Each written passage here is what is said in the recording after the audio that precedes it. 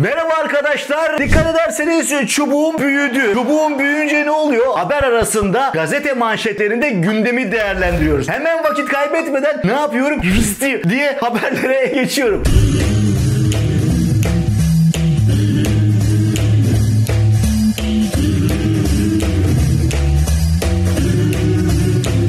Bakın ne diyor ilk haberimizde? Fakir menüsü. Ekonomik krizdeki Türkiye bunu da gördü. Neler görmedik ki bunu da görmeyeceğiz. McDonald's'ta öyle bir menü var ki fakir menüsü adı altında insanlara satılıyor. 40 liraymış. Tabii ki bu haber bir tık eski olduğu için bu kesinlikle 40 lira değil 60-70 lira da olmuş olabilir. Ne diyor haberimizde? Dar gelirliler diyor. Dar gelirliler ünlü restoranda bunu yiyecekler. Yani bu menüyü yiyecekler diyor sevgili arkadaşlar. Gördüğünüz gibi menü neymiş peki? İçine ketçap konuluyor ve patates parçaları, parmak patates konuluyor. Lavaş ekmeğin arasında bir adet de kola veriliyor. Son zamanlarda da çıkan haberlerde siz biliyorsunuz zaten. McDonald's ne oldu? İşçi çıkarttı. Ekonomik krizden dolayı McDonald's bile işçi çıkarttı. Neden işçi çıkarttı? Tabii ki Türkiye'deki bu menü yüzünden. Yani patatese son zamanda gelen zamlar yüzünden artık onlar da çeşitli bayilerini kapatmaya başladılar. Patates zamlı. Yakında da bu menü yenilenebilir. Yenilenebilir. Nasıl yenilenebilir? Sadece lavaş ve kola verilebilir. Hatta kola bile menüden çıkartılabilir. Sadece lavaş. Lavaş ama o kadar da değil tabii ki. Sadece lavaş değil. Ne olacak? Patates fritözü var ya, kızarıyor oradan, hani böyle dumanlar çıkıyor. Patates kızartması dumanı çıkıyor. İşte ona böyle lavaşı koklatarak servis edilebilir.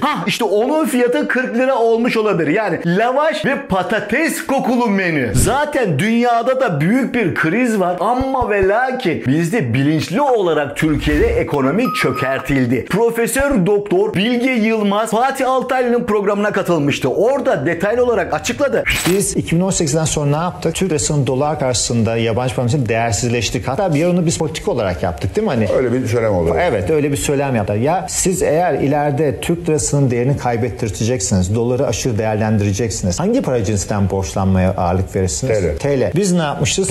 Dolar ve altın cinsinden borç. Yani bu neredeyse vatan haini. Yani bu o kadar iş bilmezlik ki. Yani biz dış güçler diyoruz, dış güçleri getirsiniz, bundan daha kötüsünü yapamazlar ülkeye. Doları patlatmadan önce, bilinçli olarak patlatmadan önce dolar cinsinden borç alıyorlar. Yani Türkiye'yi bir çivi çakılmadan borcuna borç ekliyorlar. Sayın Bakanımız var bizim, ekonomi bakanımız. Böyle ışıltılı. Sayın Nebati en son açıklamalarından bir tanesi de ne dedi? Yahu arkadaş, et yemiyoruz falan filan diyorsunuz. Kuzu eti ya. Kuzu eti yemiyorsunuz. Niye? Kuzu eti kokuyor diye kuzu eti yenmiyormuş arkadaşlar. Şu anda koyun eti çok ucuz dana etine göre ama koyun etini yemiyor. Koyun etini çocuklarımız yemiyor. Kokusundan rahatsız oluyorlar. Ya bırak arkadaş, insanlar kuzuyu bulsa çiğ yiyecek ya. Sen yap bakalım kuzunun fiyatını 50 lira. Yeniyor mu yenmiyor mu, o zaman görürsün sen. Nasıl alınacak koyun etinin kokmayı? Bırak, alamıyor ki koyun etini kokuyor diyelim. Kasabın önünden zor geçiyoruz. O kendisi hayal dünyasında yaşıyor galiba. Efendim ne kokusu, fiyat.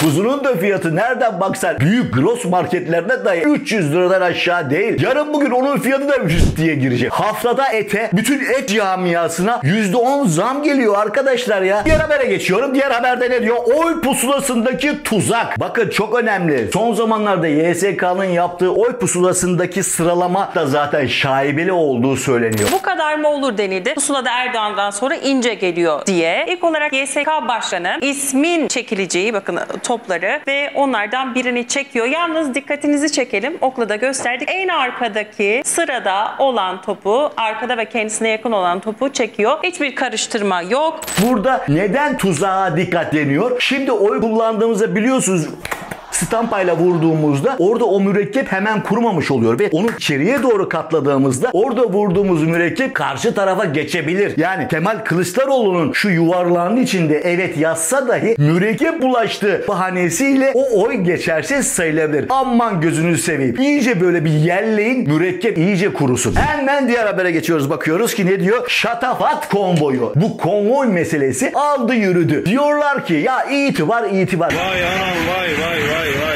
Ya arkadaş, yandım Allah diye bağırıyor millet. Hepimiz bağırıyoruz. Yeter artık ya bu itibar. Bakın ta buradan başlıyor. Bitmiyor konvoy. Yani 36 tane araçla ne olmuş? Cumhurbaşkanı Yardımcısı Fuat Oktay ekonomi toplantısı ve imza töreni için KKTC'ye 36 araçlı konvoyla gitti. Bunların yolu var, uçağı var. Dünyanın masrafı. Nereden çıkıyor bu para? Tabii ki hazineden. Hazinedeki para kimin? Senin, benim para. Halkın parası oradaki para. Kendi ceplerinden harcadıkları bir itibar yok ki. Halkın bizim paramızla itibar sağlanıyor yani. Yani oraya 18 araçla gitsen ne olacak? En azından bir yarısı kadar hani bir tasarruf yapmış olacağız. Yani senin benim paramla itibar sağlıyorlar. Biz de o konvoyu görünce niye alkışlıyoruz? İtibar alkışlıyoruz. Ya sen kendine alkışlasana. Para senden çıkıyor. Hayatın gerçeklerine geliyoruz. Bu rüyadan, bu Alice Harikalar Diyarı'ndan gerçeği diye hakikatin içine giriyoruz. Ne diyor? Bu da zam konvoyu. Asıl itibar burada aslında. Bizim ekonomik zenginliğimiz asıl itibarımız olabilir değil mi?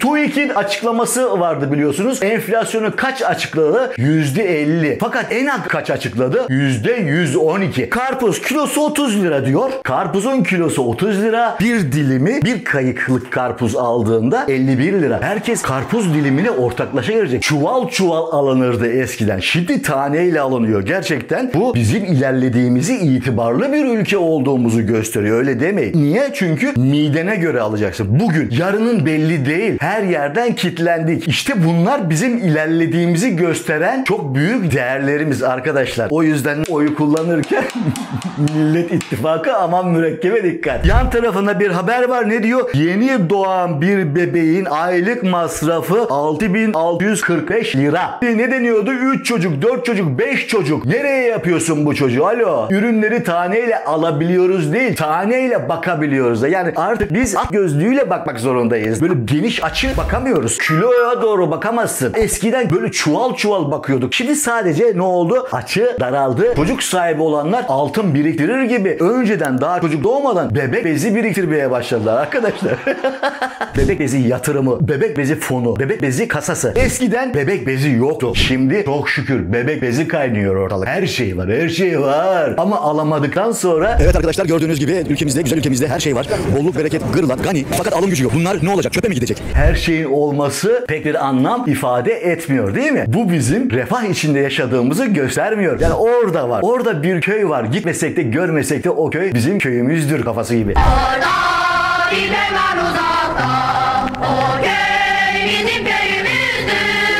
Almasak da yemesek de o gıda bizim gıdamızdır. Almasak da altımızı bağlamasak da o çocuk bezi bizim bezimizdir. İşte bu yüzden de bu oy pusulasında aman diyorum bak 3. sıra 3 çok önemli. Allah'ın hakkı 3'tür diye de bir şey var biliyorsunuz. Yani 3. sırayı gözden kaybetmiyoruz. Aman mürekkebe dikkat. Özetle bu iktidar kesinlikle gitmesi gerekiyor arkadaşlar. Bakın daha küçücük şeyler. Birkaç tane haber okuduk. Ortaya gerçeklik çıktı. İtibar öyle. Şekil, şemal, şukul. Onlar yalan dolan. Bakın oy pusulasında tuzağa dikkat. Evet arkadaşlar biz haklıyız. Niye? Çünkü biz halkız. Bugün bizim, yarın da bizim olacaktır. Bundan emin olun diyor ve haber arasını burada finallendiriyorum. Abone olmayı, likelamayı ve yorum yapmayı unutmayın arkadaşlar. Görüşmek üzere. Ve çubuğum ne oluyor? Bir sonraki haber arasına kadar yine küçüldü. Görüşmek üzere.